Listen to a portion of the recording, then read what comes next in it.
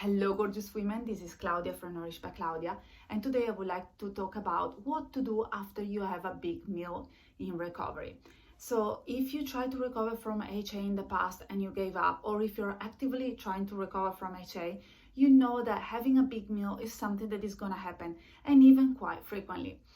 It has been shown that if you want to get your period back and if you want to increase your level of energy, your libido, and if you want to get your hormonal balance back on track, you need to increase your caloric intake. And in order to do so, you will need also to have bigger meals, just to make sure that you have enough food to kick in your hypothalamus into gear and make sure that your period comes back.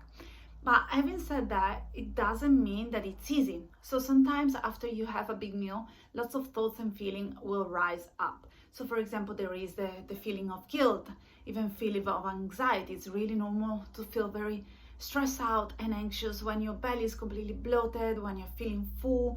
And also, mind you, at the beginning of recovery, you get full with a very little amount of food. So that's something that you always need to take into consideration. And bloating is very normal because your microbiome has been deprived by so many beautiful nutrients for such a long time.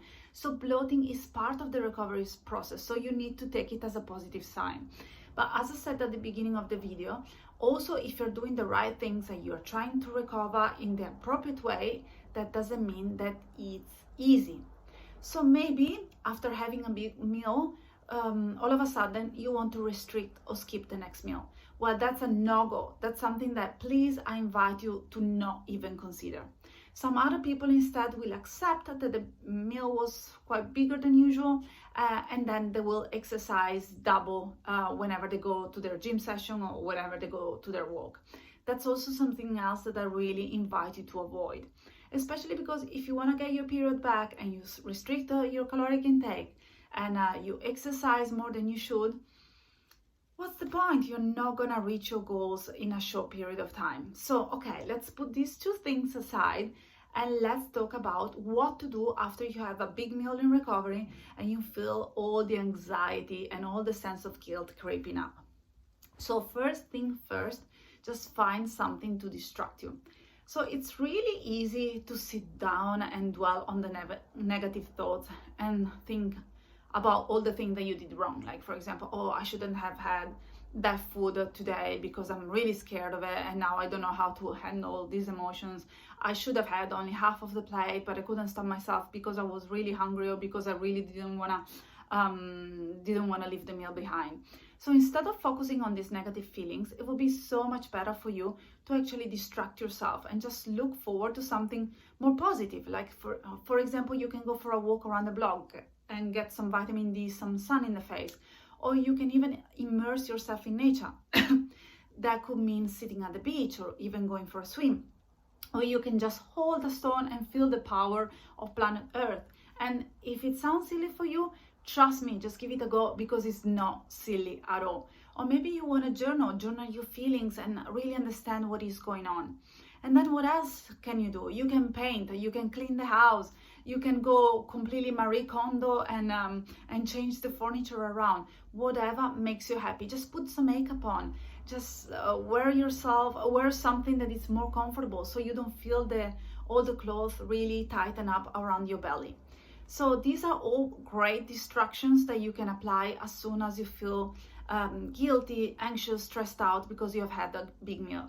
And after you calm down and your parasympathetic system kicks into gear, then you can do something nice for yourself. So instead of putting yourself down because you had a big meal, you should really celebrate your achievement and just say, hey, you managed to do something great for recovery. Today, you took one step forward. And because you didn't implement disorder behaviors such as restricting your next meal or overly exercising after having the big meal, that's really a major milestone towards recovery. So please make sure that you recognize that and just do something nice for yourself.